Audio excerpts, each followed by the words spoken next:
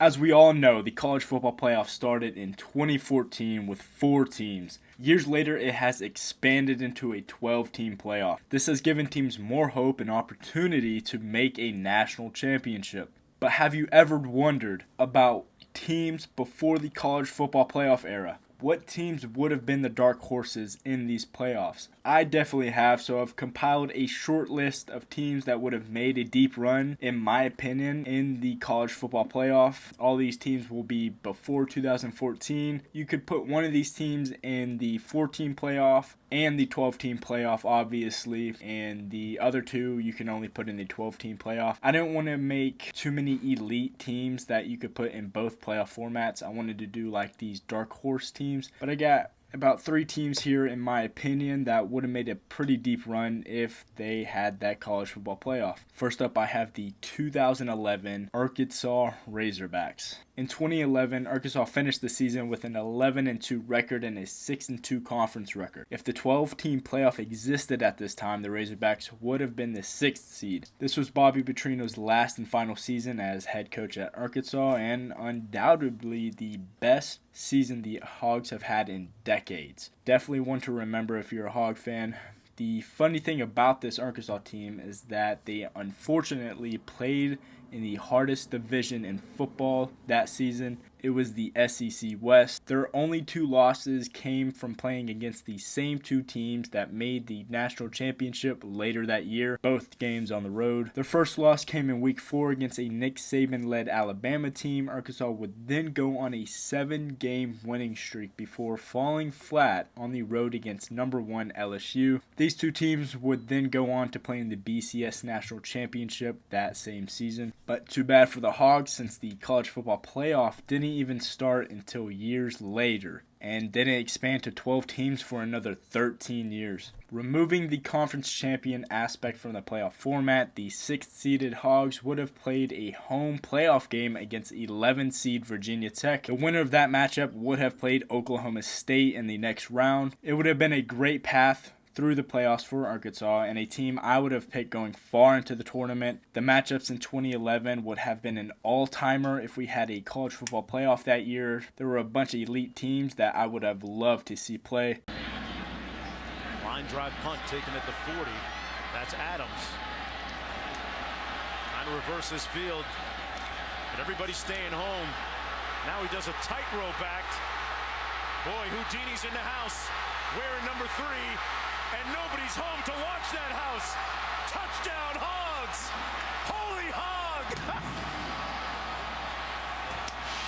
But moving on, we get the 2007 Missouri Tigers. In 2007, Missouri finished the year with a 12-2 record and a 7-1 conference record. Even though both of their losses were against the same exact team, only one counts on their conference record. The Oklahoma Sooners were the kryptonite for this 2007 Tigers team, getting beat by double digits, not only once in the regular season, but for a second time in the Big 12 championship. Missouri prevented rival Kansas from participating in the national championship by beating them in the last game of the season and becoming the new number 1, with other teams in the country losing. Missouri would have been a 1 seed in the championship if it wasn't for the Sooners having their number that year. Instead, they played an 8-4 Arkansas team in the Cotton Bowl, dismantling the Hogs 38-7. But in our scenario that we are making up, Missouri would have been a 6 seed playing against the 11-seeded Arizona State Sun Devils. The winner of this matchup would have played a very tough Virginia Tech team, who I would also add to this list of teams being a dark horse in a playoff.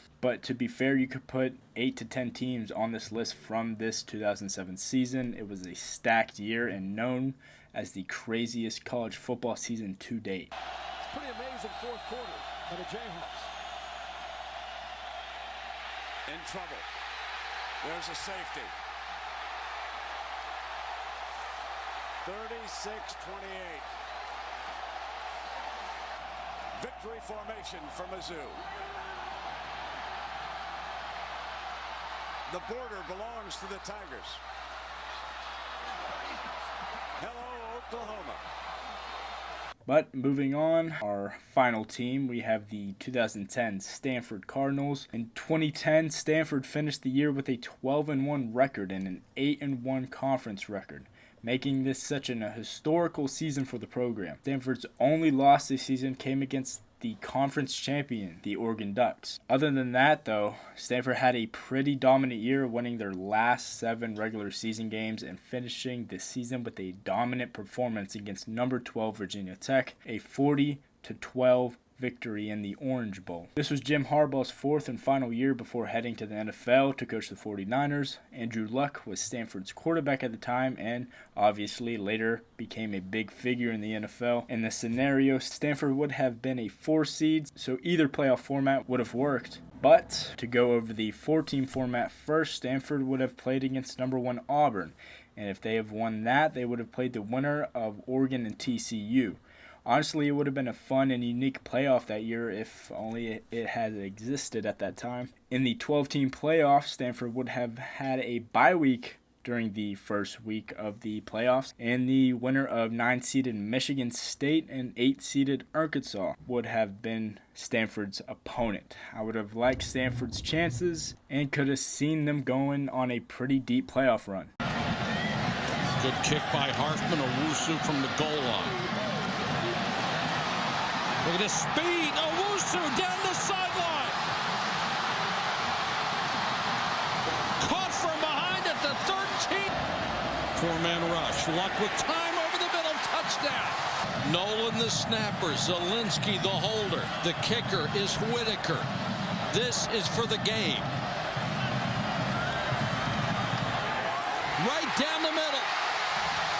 There are honestly many more teams you could put on this list, but these teams stuck out to me the most, and I would have done a lot to see these teams play in a playoff format, but too bad you can't change history. But that'll do it for me, guys. Honestly, thank you guys for watching this whole video. Make sure you leave a like and subscribe, and like always, I hope you have a great rest of your day, and see you in the next one.